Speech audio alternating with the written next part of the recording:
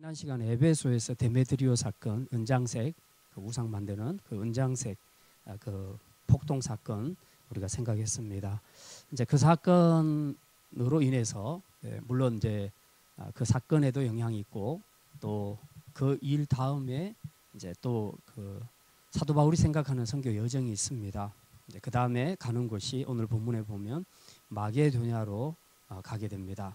20장 1절에 보면 소요가 그침에 바울은 제자들을 불러 권한 후에 작별하고 마게도냐라고 가니라. 그리고 그 지방으로 다녀가며 여러 말로 제자들에게 권하고 헬라에 이르러.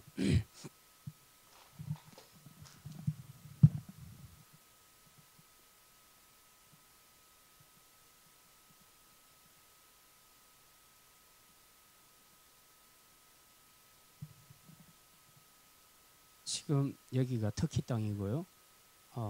사도 바울의 3차 전도 여행은 이렇게 가죠.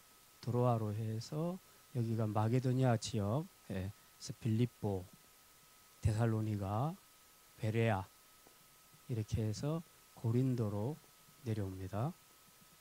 2차 전도 여행하고 비슷하게 갔는데 차이점은 2차 전도 여행은 이렇게 해서 에베소에서 배 타고 이렇게 가는데 3차 전도 여행은 거꾸로 다시 올라갑니다.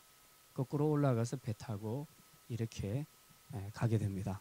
이제 요 일정들을 우리가 좀 오늘 본문에서는 굉장히 짧게 기록이 되어 있습니다.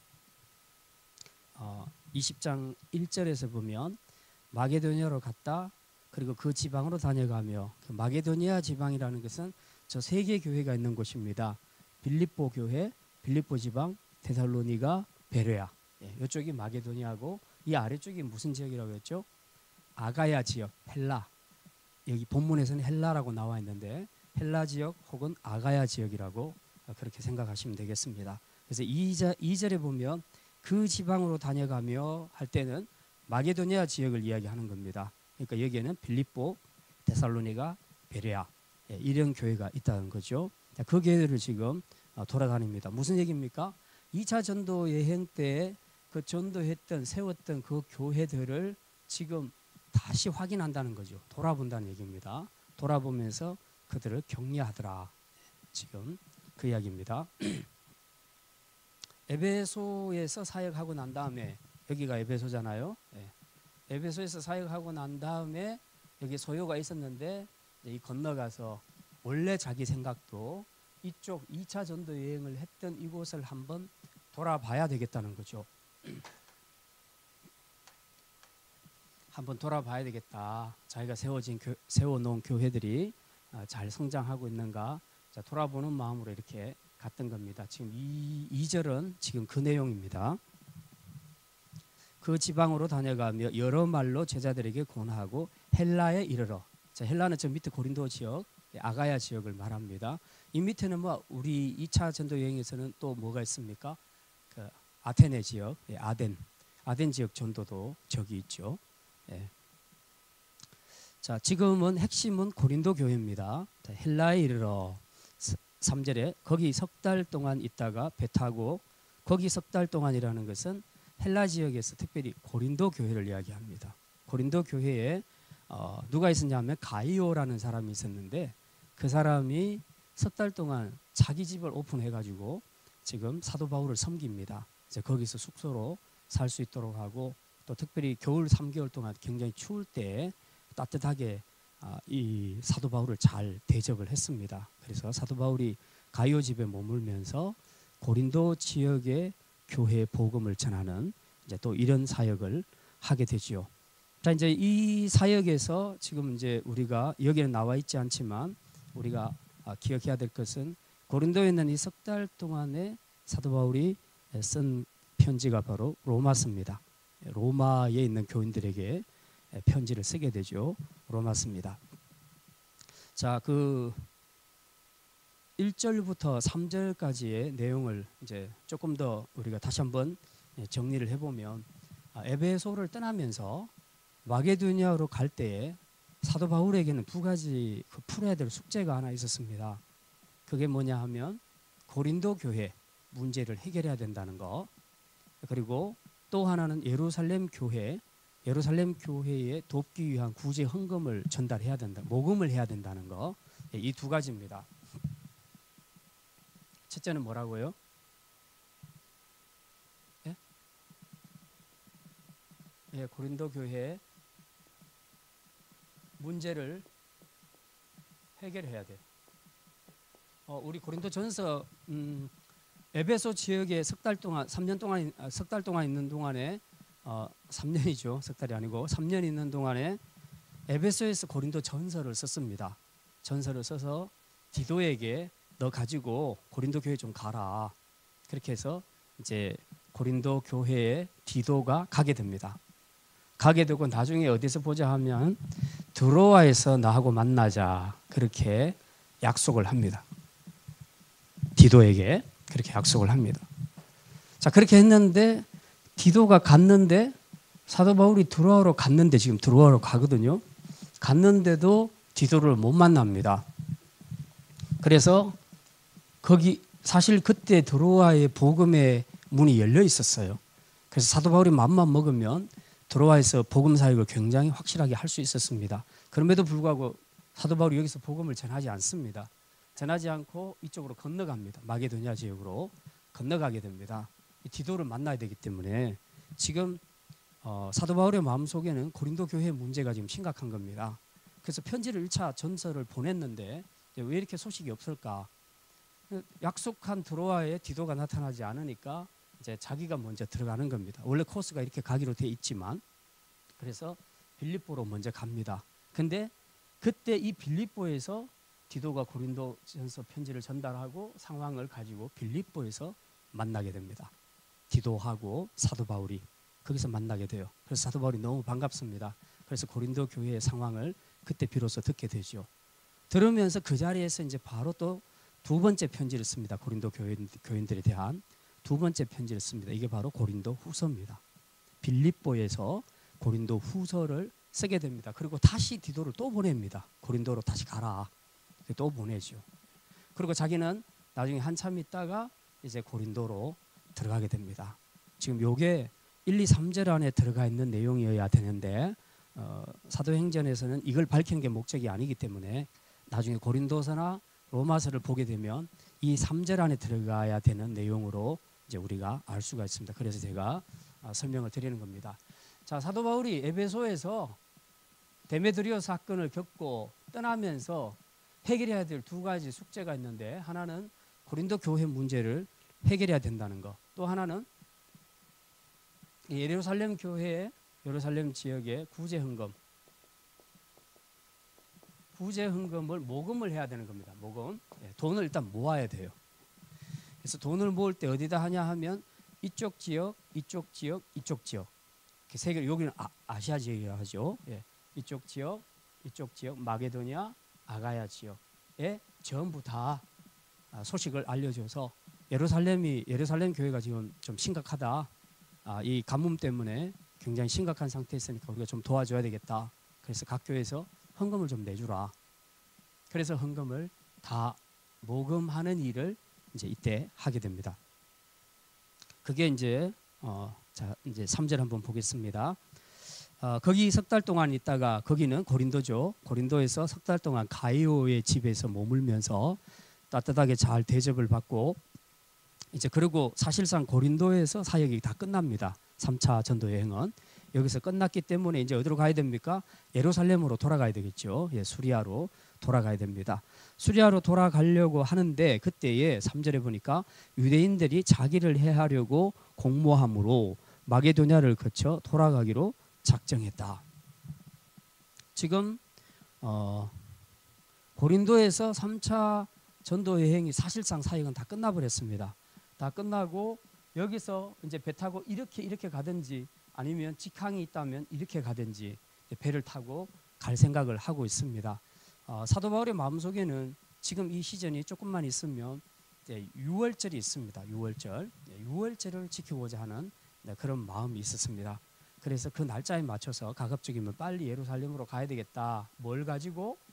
헌금 가지고, 구제 헌금 가지고 가야 되겠다는 이제 그런 생각이 있었던 거죠. 자, 그런데 이쪽에 이제 겐그레아라고 우리 혹시 2차 전도 여행 때 여기서 배 타고 간 것이 있는데 이 항에서 이리로 가는 배가 있는데 이리를 들렀다가 가는지 바로 가는지는 모르겠지만 6월절 시즌에는 그 예루살렘을 방문하는 순례자들이 굉장히 많았습니다. 그래서 이 순례자들이 주로 이용하는 배편이 있었다는 거죠. 그래서 그 배를 타고 지금 사도 바울이 갈 계획을 가지고 있었습니다. 지금 3절 이야기가 그 계획을 가지고 지금 가려고 배 타고 가려고 하는데 정보가 하나 들어옵니다. 그게 뭐냐 하면 사도 바울을 반대하는 유대인들이 음모를 꾸미고 있다는 거죠. 그래서 사도 바울이 배 타고 갈 것이 틀림없으니까 우리가 항구에서 기다리자. 그래서 배 타면 우리가 같이 타서 거기서 죽이든지 아니면 바다에 던져버리든지 뭐 그렇게 해서 아무튼 사도 바울을 죽이겠다는 그 음모가 이제 그 정보가 사도 바울에게 들어온 겁니다. 그래서 배 타고 가면 안 되겠다. 배 타면 그 안에서는 방법이 없잖아요. 육지는 어디 도망갈 데가 있지만 배를 타면 방법이 없습니다. 그래서 할 수 없이 거꾸로 돌아갑니다. 거꾸로 이렇게 본의 아니게 거꾸로 이렇게 돌아갑니다. 육로로 훨씬 더 시간이 많이 걸리죠. 그래서 결국은 6월절 지키는 타임을 놓치게 됩니다. 놓치게 되고 빌립보에 가서 6월절을 지키게 됩니다. 6월절을 지키게 됩니다. 그리고 나중에는 오순절에 맞추어서 예루살렘으로 들어가야 되겠다라는 이제 그런 생각을 가지게 되죠. 배경 설명을 먼저 제가 드리는 겁니다. 3절에 보면 그때에 유대인들이 자기를 해하려고 공모함으로 마게도냐를 거쳐 돌아가기로 작정하니 돌아갑니다. 자, 그때 누가 같이 가냐 하면 4절에 아시아까지 함께 가는 자는 베레아 사람 브로의 아들 소바도와 데살로니가 사람 아리스타고와 세군도와 그럼 여기 보시면요. 베레아 사람이 있고 데살로니가 사람이 있죠. 그럼 이 사람들은 어디 지역에 속합니까? 마게도냐에 속하죠. 아까 지금 지역별로 구제 헌금 달라고 이렇게 전달을 했다 그랬잖아요. 자, 여기서 지금 몇 사람이 대표자가 나오냐 하면 세 사람이 나오죠. 베레아 사람 소바드 그리고 데살로니가 사람 2명 아리스타고와 세군도. 그 다음에 더베 사람 가이오와 및 디모데와 더베 사람 가이오. 여기에 이쪽 지역이죠. 더베. 그 다음에 아시아 사람 두기고와 드로비모 아시아 사람. 그렇게 해서 각 지역마다 교회를 대표하는 사람들을 이제 뽑아가지고 모두 7명을 뽑아가지고 사도 바울이 이 예루살렘까지 이 구제 헌금을 전달하는 일에 같이 동력을 하게 됩니다. 그래서 7사람을 데리고 가지요. 근데 또 복잡한 게 이 사람들이 그냥 같이 다 움직이면 좋은데 이 사람들이 사도 바울을 놔두고 또 먼저 갑니다. 두로아로 또 먼저 갑니다. 5절에 보면 그들은 먼저 가서 7사람이 사도 바울을 놔두고 고린도에 놔두고 먼저 갔다는 겁니다. 먼저 갔다. 그래서 드로아에서 우리를 기다리더라. 그렇게 기록을 하고 있습니다. 그 다음에 6절에 보면 우리는 무교절 후에 무교절이 다 6월절이죠. 6월절과 무교절이 무슨 차이가 있습니까? 무교는 누룩 없는 떡이 무교 아닙니까? 6월절은 어린 양 잡는 그것이 6월절이죠. 무교절이 유대인 달력으로 2월 1일부터 14일까지입니다. 그러면 그 첫날이 6월절입니다. 6월절. 하루. 그리고 나머지는 무교절입니다. 무교절. 그러니까 무교절 안에 6월절이 하루가 포함되어 있는 겁니다. 그러니까 그냥 같이 생각을 하는 겁니다. 보통 무교절, 6월절 이러면 다 같은 날이죠. 요 뒤에 거는 이제 6월절은 아니죠. 무교절이죠. 그렇게 생각하시면 됩니다. 자, 지금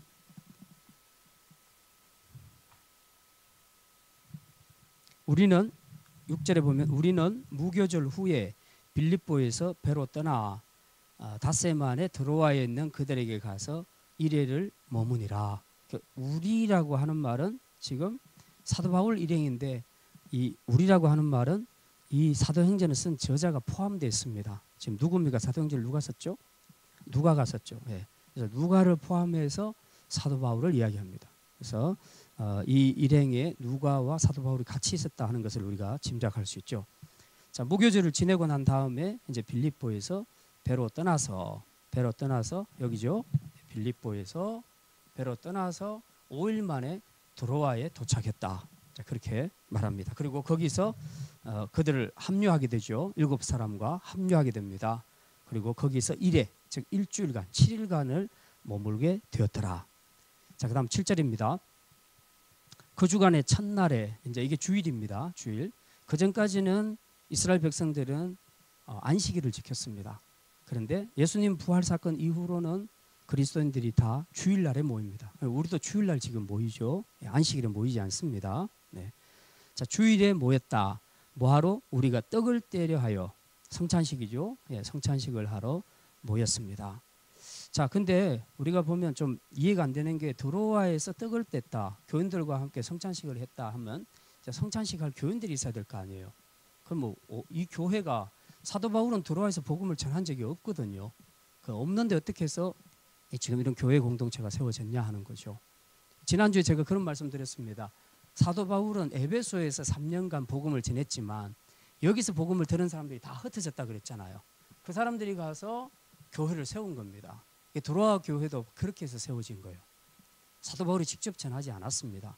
네, 에베소에서 전했던 그 말씀, 그걸 받은 사람들이 가서 드로아 지역에서는 드로아 교회를 세운 거죠. 네, 그래서 이 기독교 공동체가 거기 세워졌습니다. 사도 바울이 딱 가보니까 벌써 교회 공동체가 있는 거예요. 그래서 깜짝 놀랐습니다. 나는 복음을 안 전했는데. 그러니까 나중에 물어보니까 에베소에서 들은 사람들이 가서 다 그렇게 공동체를 지역마다 세우고 있더라는 거죠. 그래서 그럼 잘 됐다, 반갑다. 그래서 우리가 함께 성찬식도 하고 예배도 하자. 그래서 성찬식을 하는 겁니다. 7절에. 근데 이제 사도 바울이 이튿날 떠나고자 하여 그 다음 날 이제 사도 바울이 이제 떠나려고 생각을 합니다. 여기 이렇게 해서 예루살렘으로 가야 되니까 떠나려고 예정을 잡고 있습니다. 자, 그러니까 마음이 이제 좀 그렇겠죠. 그래서 그들에게 강론합니다. 네. 그 말씀을 하는데 얼마나 열정이 있었든지 밤중까지 계속했다는 겁니다. 낮에부터 시작해서 밤중까지 계속을 했습니다. 자, 근데 8절에 보니까 우리가 모인 윗다락에 등불이 많이 켰는데, 이제 보통 그 당시의 지역 공동체는 지금 우리하고 달라서 우리는 웬만하면 이렇게 교회가 따로 건물들이 다 있잖아요. 뭐 빌리든지 아니면 자기 건물이든지 간에 건물들이 따로 구별되어 있습니다.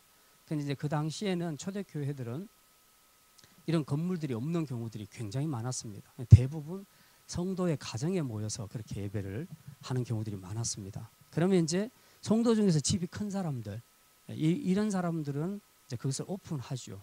예, 그렇게 헌신합니다. 우리 집에서 모입시다.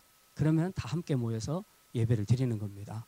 근데 여기도 마찬가지죠. 드로아에도 아직 그런 교회 건물이 따로 없기 때문에 누군가가 지금 제공한 그 집의 윗다락에 모였더라. 그래서 많은 사람들이 여기 모여서 윗다락 하니까요. 우리 그 한국 사람들 다락을 생각하시면 안 돼요. 우리는 그 다락은 높이도 낮고 컴컴하고 막 그런데 그런 거 아니에요. 그 사람들은 우리 옥상처럼 생각하면 돼요. 네. 윗다락은. 자, 그런데 지금 모여가지고 말씀을 듣고 있습니다. 사도 바울의 말씀을 듣고 있는데 밤이 되니까 어두워지니까 등불을 많이 켰습니다. 네.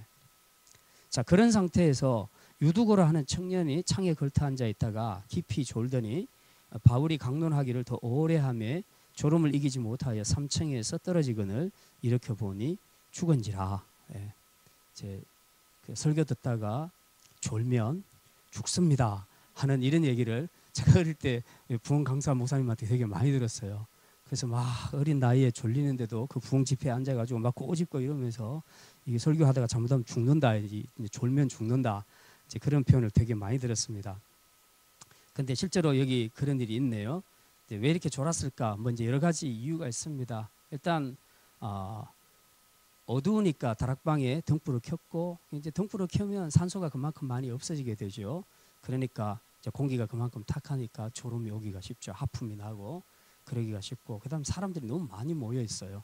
너무 많이 모여 있으니까 더 이제 온도가 높아지니까 잠 오기가 쉽고, 이제 그런 상태에서 이 유도가라는 사람이 청년이라고 말하지만 사실은 소년이에요. 소년. 예, 그 원어를 보면 소년으로 되어 있습니다. 아이입니다. 아이. 예, 그러니까 너무 덥고 힘드니까 창가 쪽으로 시원한 쪽으로 앉은 거예요. 지금. 예, 거기가 조금 더 시원하겠다고 생각하고 앉았는데 이제 워낙에 피곤하니까 이제 계속 좋은 겁니다. 근데 이제 그렇잖아요. 설교 말씀 들을 때 막 졸음이 오는데 속으로 원하는 것은 빨리 좀 설교가 끝났으면 하는 그런 생각이 있는데 계속 하잖아요. 그렇게 되면 어느 순간에 다 포기해버리죠. 예. 그래서 자기도 모르게 계속 이제 졸음을 이기지 못하고 있다가 3층에서 뚝 떨어져서 밖으로 떨어져 버렸습니다. 그래서 사람들이 막 내려가서 보니까 벌써 죽은 거예요. 그래서 바울이 이제 내려갑니다. 내려가서 그 위에 엎드려서 몸을 안고 말하기를 떠들지 말라. 생명이 그에게 있다. 이거는 아직 목숨이 붙어있다 그 말이 아니에요. 일단 죽었습니다. 왜냐하면 누가는 의사잖아요. 누가는 이 책을 기록한 누가는 의사니까 죽었다 안 죽었다는 누가가 더 잘 알지요. 예.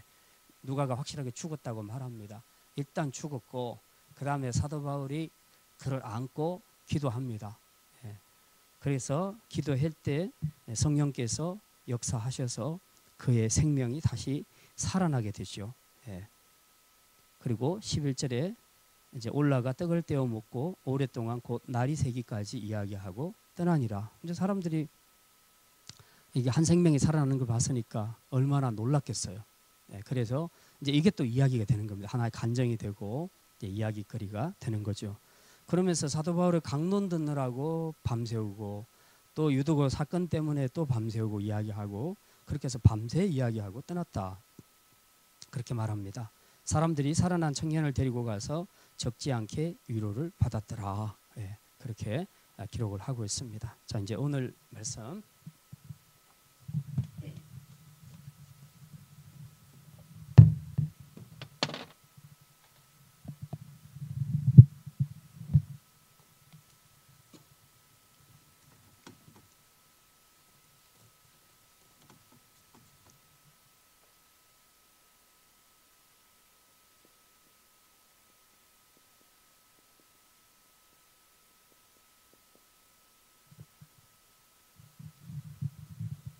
사도 바울을 1절부터 우리가 3절, 4절 이까지 쭉 읽어보면요. 사도 바울의 얼마나 사명감에 투철하게 신실하게 사역을 했는가 하는 것들을 우리가 알 수 있습니다. 사도 바울이 그 1절부터 쭉 보면요. 2차 전도 여행했던 저 길을 지금 다 훑어서 다시 한번 훑어가지요. 그러면서 그 지역을 지역 교회를 찾아서 위로하고 격려하고 그렇게 했다고 기록을 하고 있습니다.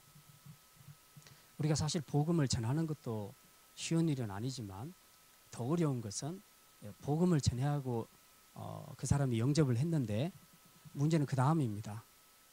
그 다음 과정을 뭐라 그러죠? 양육이라고 하죠. 그러니까 복음은 전해서 그 사람이 영접은 했는데 양육이 안 되는 경우들이 되게 많습니다. 그러니까 그걸로 끝. 그러니까 이 사람의 기억에는 나는 예수님을 영접해서 하는 기억만 남아 있고요. 그리고 그 사후에 양육이 전혀 안 되니까 그는 자기 마음대로 사는 거예요. 이런 경우들이 되게 많습니다. 그래서 이 전도를 할 때는 양육과 같이 가야 되는 겁니다. 그럴 수 없는 환경은 할 수 없지만 같은 지역 안에 있고 또 같은 그 공동체 안에 있으면서 우리가 전도가 이루어질 때는 양육이 필수적입니다.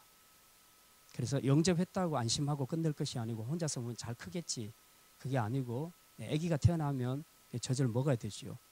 젖을 먹고 그걸 통해서 힘을 얻어서 성장하게 되는 것처럼 이 아이가 스스로 자기 발로 걷고 생각하고 판단하고 행동할 때까지는 그 부모라는 양육자가 있어야 됩니다. 그래서 양육을 잘 해줘야 되지요.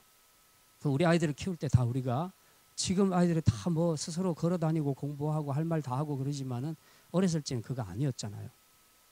우리 부모들이 다 먹이고 입히고 그냥 다 닦아주고 씻어주고 계속 그렇게 했잖아요. 영적으로도 마찬가지라는 거죠.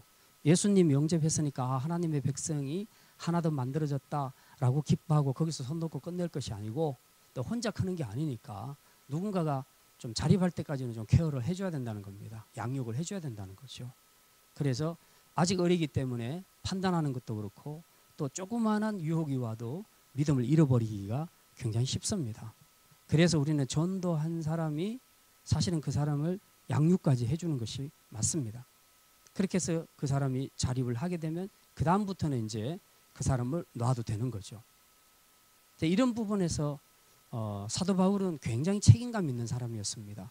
2차 전도 여행에서 지금 마게도니아와 아가야 지역까지 소아시아부터 시작해서 다 돌면서 많은 교회들을 세웠는데 그냥 떡 세워놓고 와서 그 다음부터 자기들끼리 잘 예배드리고 잘 하겠지, 그게 아니었다는 겁니다.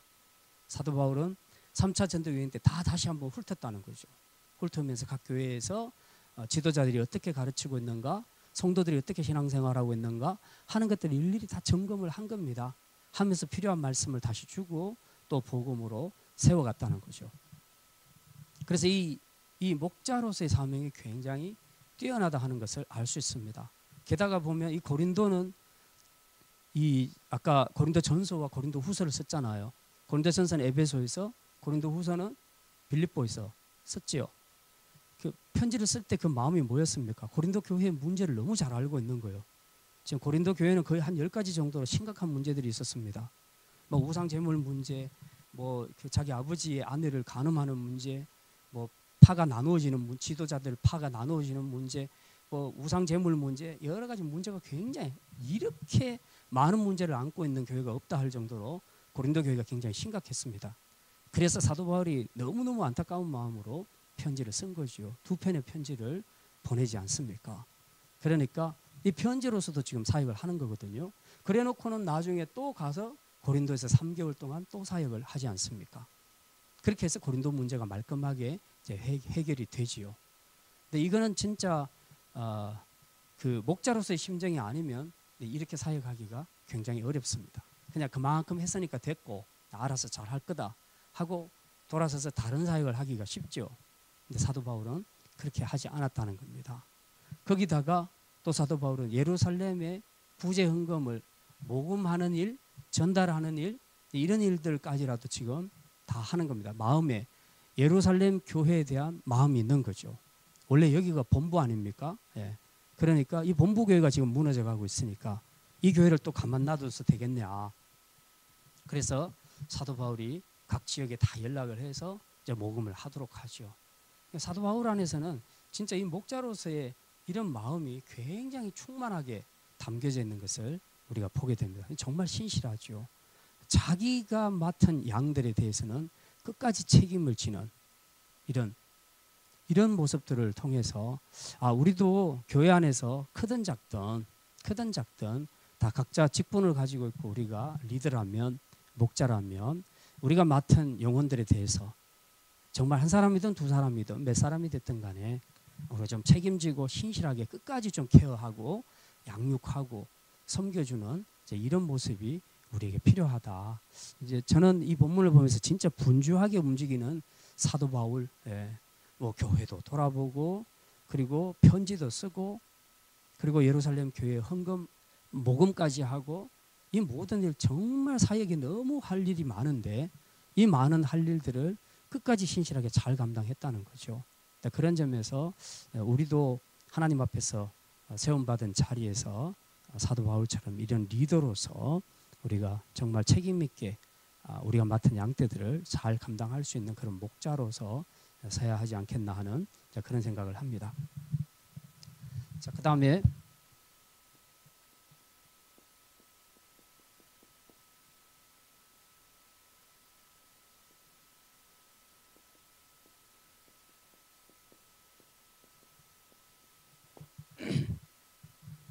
이 유도고 그 사건을 보면요, 많은 사람들이 다락방에 모여서 빽빽하게 모여서 지금 밤에 이제 처음에는 낮이었는데 나중에는 어두우니까 밤에 등불을 다 켜고 그렇게 이제 말씀을 듣지요.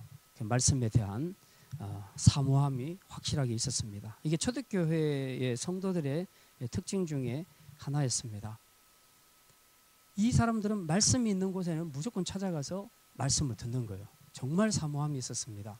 아마도 지금처럼 이렇게 성경이 없었으니까 더 그러기도 했을 거예요. 우리는 지금 성경이 다 있으니까 뭐 좀 안 들어도 집에 가서 자기가 좀 보면 들을 수 있는, 볼 수 있는, 묵상할 수 있는 기회들이 있는데 그때는 성경이 없었잖아요. 구약만 있지 신약이란 것은 없었습니다. 그러니까 그런 점에서 정말 말씀에 대한 갈급함과 사모함이 있었다는 겁니다. 그래서 전하는 자도 그렇고 듣는 자도 그렇고 오늘 보니까 밤이 새도록 밤늦도록 그렇게 말씀을 전했다는 겁니다. 사실 이렇게 계속 설교가 길어지게 되면 사람들이 지루해지기가 쉽습니다. 힘들어지는데 그렇지 않았다는 거죠. 말씀에 대한 갈급함이 그들에게 있었기 때문에 이렇게 시간이 길어져도 했다는 겁니다. 저도 지금 생각해 보면 막 4박 5일씩 어른들이 부흥 집회할 때 그 새벽부터 시작해서 밤늦게까지 하고요. 또 예배당에서 그냥 이불 덮고 그냥 자고 또 그 다음 날 새벽부터 또 예배 드리고 그렇게 했거든요. 이제 어린 저도 그렇게 이제 같이 따라서 이제 그렇게 했었는데 사실 솔직히 이제 애들한테는 지겹죠. 예. 그냥 말도 다 알아듣는 것도 아니고 그렇지만은 그 굉장히 우렁차게 하시는 그 목사님이 부흥사가 있어서 이제 그분의 영성 때문에 제가 이제 많이 고무가 돼서 그렇게 따라다녔는데 진짜 그 기도 많이 하시는 권사님들 또 집사님들 말씀을 사모하는 집사님들이 그렇게 막 3박 4일씩 4박 5일씩 그렇게 막 이부자리 들고 다니면서 부흥 집회 참여하는 거 지금 생각해 보니까 참 대단한 열정이었던 것 같아요. 근데 지금은 그런 거 없잖아요. 예. 진짜 부흥 집회 한번 하려 해도 교인들 모이는 시간을 맞추기가 너무 어려워요. 그만큼 지금은 먹고 사는데 굉장히 바빠졌고 그리고 지금 이부자리라는 개념이 없어요. 이제는 그런 건 없고 그냥 예배 끝나면 가고 뭐 이제 이렇게 진행이 되는 거죠. 어쨌든 뭐 딱히 그대로 비교할 수는 없지만 그래도 말씀에 대한 사모함이라는 것이 이제 굉장히 중요하다. 그래서 이 2000년 교회사를 보게 되면 종교 개혁이 일어났던 때나 아니면 큰 부흥이 일어났던 시대에 그 특별한 공통점이 있었는데 그게 뭐냐 하면 말씀의 사모함과 기도가 있었다 하는 겁니다. 그래서 이것이 있는 때에 이런 부흥의 역사가 있었다고 그렇게 말하죠. 사실 말씀에 대한 갈급함이 없으면 설교는 앉아있는 만큼 지겹죠. 지겹습니다. 뭐 어떤 경우에는 말씀이 은혜가 되면서도 어떨 때는 힘들 때가 있잖아요. 그런데 정말 그런 갈급함이 없는 사람이 앉아있으면 긴 설교는 정말 고문과 같죠. 정말 어렵습니다. 그래서 뭐 신학자들은 이제 그렇게 얘기합니다. 만약에 그리스도인들에게 말씀에 대한 사모함, 갈급함이 없다면 그 사람은 그리스도인으로서 병에 걸렸거나 그리스도인이 아니거나 그렇게 말할 정도입니다. 이게 굉장히 과격한 말 같은데 가만히 생각해 보니까 상당히 일리 있는 말이라는 생각이 들었습니다. 뭐 이렇게 4박 5일씩 막 계속 설교하는 거 말고요. 그냥 일주일에 한두 번 모여서 이렇게 예배드리고 설교하는데도 그 설교도 너무너무 안 들어오고 마음에 사모함도 없고 갈급함도 없어서 지겹기만 한 그런 사람이라면 둘 중에 하나라는 거죠. 하나는 그리스도인이 아니거나 하나는 그리스도인은 맞는데 지금 뭔가 병들었다. 병든 상태다. 그렇게 볼 수 있다는 거죠. 최근에 그 어떤 친구가 아니고 우리 시찰에 모였는데 그 목사님 한 분이 살이 엄청 빠졌어요. 원래 좀 날씬한 분이기는 한데 굉장히 많이 빠져서 병자처럼 보이더라고요. 그래서 왜 그런가 물어봤더니 한 일주일 동안 굉장히 많이 아팠대요. 그래서 밥을 못 먹었대요. 그리고 그 중간에 큰 병원에 가서 검사하느라고 또 하루는 금식을 했대요. 그렇게 하다 보니까 살이 쫙 빠졌어요. 쫙 빠졌는데 이분 얘기가 시찰에 모이기 전날에 비로소 죽을 좀 먹었다는 거죠. 그 전에 막 교인들이 가지고 와서 맛있는 거 다 주고 막 그렇게 했는데 입에 대면 도저히 넘어가지 않는다는 거죠. 너무 아프면. 그렇잖아요. 우리 되게 아플 때는 입맛이 없잖아요. 그래서 안 들어간다는 거죠. 근데 이제 저도 생각해 보니까 그래요. 저는 어릴 때 정말 짜장면 먹고 싶은 것이 제 소원이었는데 절대로 짜장면을 안 사줬어요. 그 당시에는 짜장면이 좀 그래도 조금 돈이 있는 집에서 짜장면을 사 먹었던 것 같아요. 그러니까 절대로 짜장면을 안 사줬어요. 근데 언제 짜장면을 사주냐 하면 우리 어머니가 내가 아파서 며칠 동안 시름시름하면요 어머니가 와서 뭐 먹고 싶냐 그래요. 그럼 저 이제 맨 먼저 짜장면 그래요. 근데 짜장면을 갖다 놓으면 못 먹어요. 제가 아시잖아요. 너무 아프면 입맛이 떨어져서 못 먹잖아요. 억지로 먹으려고 하는데 막 토 나오려고 그래요. 못 먹어요. 근데 그걸 몇 번 반복하고 나니까 짜증나는 거야, 엄마한테. 아니, 잘 먹을 수 있을 때 사주지 왜 못 먹을 때 사주냐 이거지. 예. 근데 사람이 식욕이 있다는 것은 건강하다는 얘기예요. 근데 식욕이 없다는 것은 건강하지 못하다는 얘기예요. 뭘 먹든지 간에 입맛이 없다 그러면 문제 있다는 거예요. 그게 건강에. 영적으로도 마찬가지예요. 정말 우리가 하나님의 진짜 하나님의 말씀을 들을 때 내 안에서 그 기쁨이 느껴지고 감동이 와야 되는데 그게 아니고 막 지겹고 막 이렇게 되면요, 그 영적으로 문제가 있는 거예요. 영적으로 문제가 있으니까 영적 양식이 들어오는데 입맛이 없는 거예요. 입맛이 없으니까 안 먹고 싶은 거예요. 아니, 지겨운 거죠. 다 물리라. 예. 안 듣고 싶은 거죠. 만약 그게 아니라면 진짜 그리스도인이 아니라고 볼 수 있는 거죠. 그래서 이런 그 유두고 때에 그 사도 바울도 그렇고 듣는 사람들도 그렇고 보니까 이 말씀에 전부 집중했더라.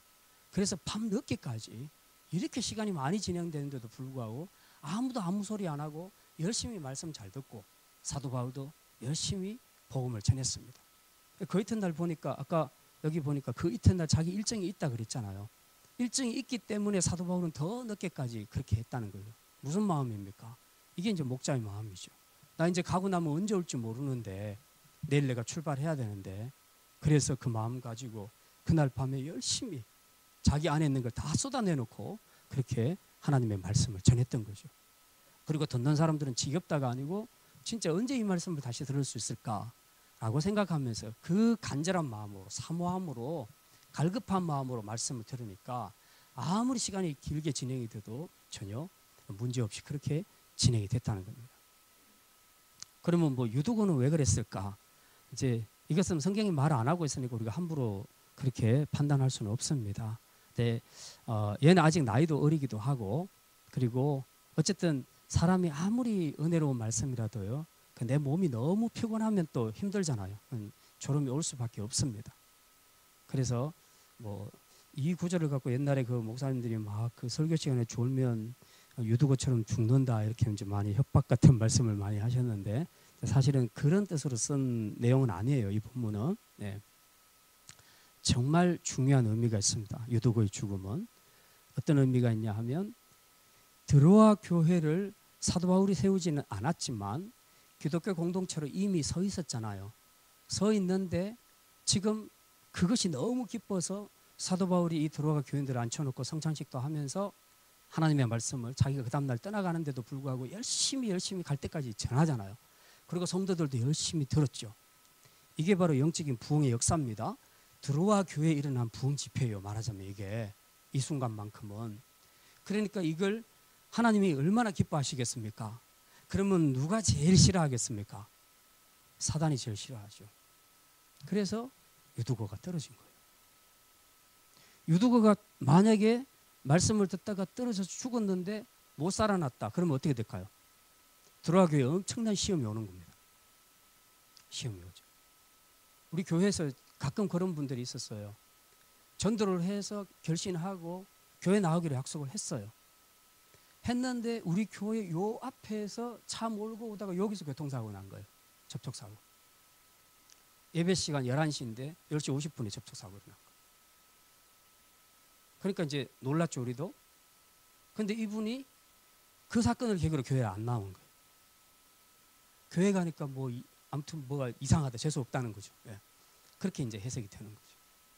이런 유행의 일들이 꽤 있었습니다. 보면. 예. 그래서 우리가 복음 전하고 양육도 중요하다고 했을 때 그 사람들이 교회에 나와서 말씀을 듣고 정착할 때까지 그 사람들을 위해서 기도를 많이 해줘야 되는 거예요. 왜냐하면 사단의 공격들이 엄청나게 일어나거든요. 한번 결심하면.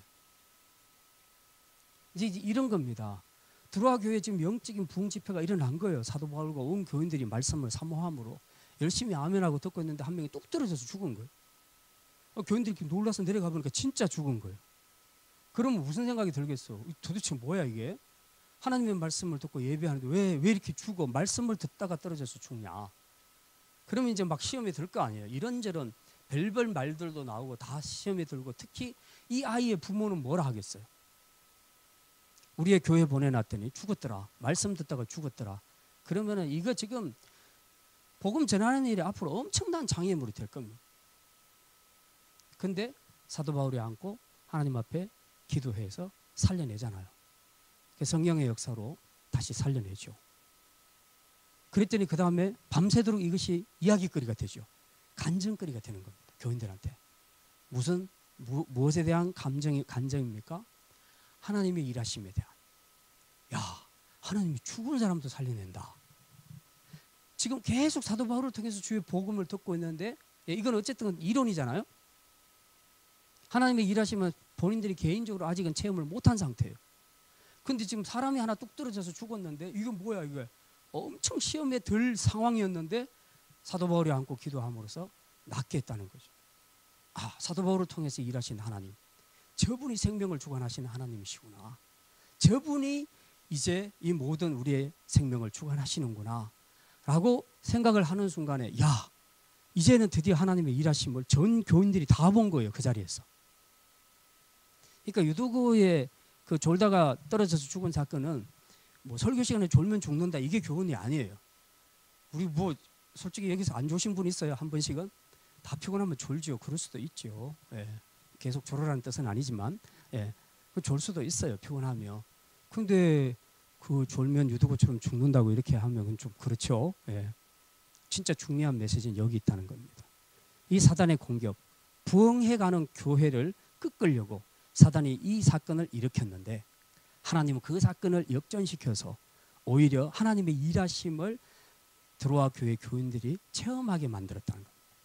그래서 이게 딱 한 번 보고 나니까 드로아 교인들이 힘을 얻기 시작한 거예요. 와, 우리가 믿고 있는 하나님 대단하신 하나님이구나.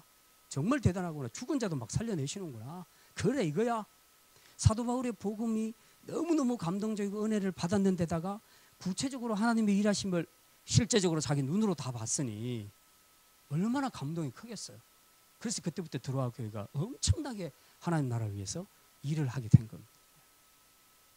그래서 이런 사건들을 통해서 진짜 하나님은 굉장히 다양하게 일하시는 분이다. 네. 그래서 사도 바울의 이 3차 전도 여행이 이제 실제적으로 사역은 여기서 끝나게 되죠. 나머지는 다 이동하는 것만 나와 있는데, 이런 사역들을 통해서 아, 정말 사도 바울도 사명을 따라 열심히 했고, 열심히 일하는 사도 바울과 함께 하나님도 열심히 일하시고, 그렇게 해서 각 교회에 세운 교회들이 헛되이 무너지지 않도록 하나님도 사도 바울도 또 함께하는 이 동역자들을 통해서 계속해서 교회를 힘있게 세워가는 그런 모습들을 우리가 보게 되죠. 이게 바로 3차 전도 여행의 사역을 마무리하면서 이제 우리가 얻게 되는 교훈이라는 것입니다. 그래서 우리는 항상 이런 드로아 교회뿐만 아니라 오늘도 지금도 열방 가운데 하나님이 이런 형태로 많이 일을 하고 계시기 때문에 그들이 믿는 그 하나님이 오늘 우리가 믿고 있는 동일한 하나님이라는 이 믿음을 가지고 우리도 어떤 막 이상한 불상사가 생기면 그것 때문에 먼저 시험 들고 막 원망하고 불평할 생각하지 말고 정말 하나님이 일을 통해서 무슨 일을 하시려고 하는가 하는 확실한 믿음을 가지셔야 됩니다. 사실 안 믿는 사람은 사실 충분히 시험 들 수 있죠. 근데 이제 믿는 성도들이 이제 더 문제인 경우가 많다는 거죠. 믿음이 있는데 뭐 우리의 무슨 캠프에 보냈는데 뭐 어디를 하나 다쳐서 왔다. 그러면 이제는 절대로 안 보내. 막 이제 이런 말들을 자꾸 하게 되거든요. 근데 그런 너무 쉽게 조그마한 어떤 시험거리 앞에서 그 모든 책임을 하나님께 교회로 다 돌리는 이제 그런 것보다는 정말 이렇게 유독으로 살려내시는 이런 일들을 통해서 하나님은 이런 일들을 통해서 우리가 뭘 말씀하시려고 하는가. 지금도 우리 그 윤정원 선생님 그 가르치는 아이가 교통사고 난 거 지금 선물 밴드에 올라와 있지 않습니까? 네. 네.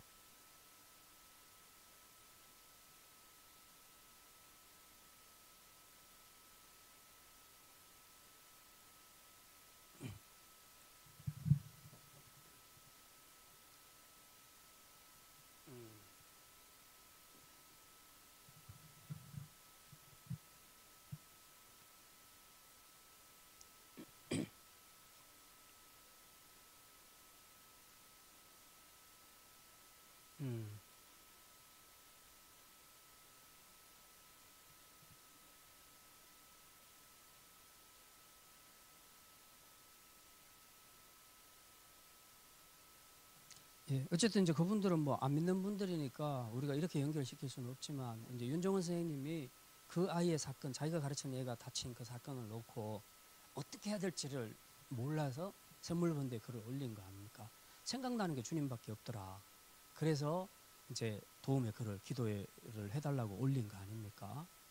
그러니까 그것 자체가 얼마나 감사한 일입니까? 그런 상황에서 하나님밖에 생각이 안 났다는 것은 어쨌든 믿음이 있다는 것이고요. 예. 그래서 이게 불행한 모든 일들이 다 반드시 불행하다고 생각할 수는 없는 겁니다. 어떤 사람의 믿음을 더 견고하게 할 수 있는 거지요. 또 이제 이번에 우리 그 사모님 조카가 지금 아픈 것 때문에 그렇게 사모님이 계속해서 거기 왔다 갔다 하면서 했는데, 원래 그 집안이 전혀 안 믿는 집안이고요. 복음이 안 먹혀 들어가는 집안이에요. 그런데 이런 극단적인 그 궁지로 몰고 가서 지금 어쨌든 복음 전해서 예수님을 영접했거든요. 그런 생각을 했어요. 우리 부부는 같이 그 이야기를 하면서, 야, 그러니까 결국 이 사건은 참 불행한 사건이었는데, 그런데 이 사건을 통해서 예수님을 영접을 했다. 그렇다면 이거는 진짜 하나님의 은혜가 아닌가. 만약 이 사건이 아니더라면 절대로 예수 안 믿을 사람들이거든요. 하나님이 알아서 하시는 것 같아요. 우리는 다 해석할 수는 없지만 결과적으로 봤을 때 그가 이 기회를 통해서 예수님을 영접했으니까, 구원받았으니까 이건 정말 감사한 일이다. 그거죠. 그래서 우리가 신앙생활을 하면서 일어나는 이런저런 좀 불행한 사건들이 있을 수 있지만, 그런 것들을 갖고 너무 단초적으로 해석을 해서 막 하나님을 원망하고 불평하고 그렇게 하려고 생각하지 말고 좀 더 큰 관점에서 보시고, 하나님이 이 일을 통해서 우리에게 뭘 더 깨닫게 해주시는가, 어쩌면 훨씬 더 많은 그 축복과 성숙함을 주시려고 하나님께서 이런 고난을 주실 수도 있거든요. 우리가 그런 것들을 기본적으로 하나님에 대한 신뢰를 가지고 우리가 믿음으로 나가게 되면, 어떤 이 유두와 같은 어떤 어려운 불행한 사건이 있다 할지라도 틀림없이 그 속에서 주님의 선한 일하심을 우리가 보게 될 것입니다.